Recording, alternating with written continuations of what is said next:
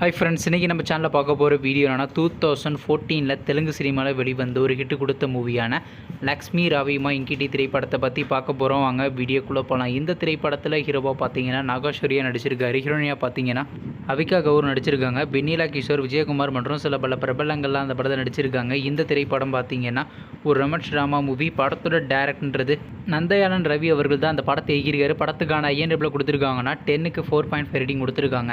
அதுக்கப்புறம் வந்து இந்த திரைப்படத்தை 2014 தெலுங்குல கிராண்டாக தியேட்டருக்கு ரிலீஸ் பண்ணியிருந்தாங்க. இப்போ இந்த படத்தை பற்றி என்னென்னு கேட்டிங்கன்னா, நீங்களாம் வெயிட் பண்ணிட்டு இந்த திரைப்படத்துக்கான தமிழ் டப்பிங்லாம் ஸ்டார்ட் பண்ணி கம்ப்ளீட் பண்ணிட்டாங்க. இந்த திரைப்படத்துக்கு தமிழ்னா லக்ஷ்மி என் வீட்டிற்கு வாராயோ என்ன டைட்டில் வச்சுருக்காங்க. இந்த படத்தை இப்போ யூடியூப்பில் ஸ்ட்ரீமிங் பண்ணியிருக்காங்க. சில்லி மாங்ஸ் ஹாலிவுட் என்ற யூடியூப் சேனலில் பார்த்தீங்கன்னா இந்த திரைப்படத்தை ஃபஸ்ட் ஸ்ட்ரீமிங் பண்ணியிருக்காங்க. நீங்கள் இந்த படத்தை பார்க்கணுன்னா போய் பாருங்கள்.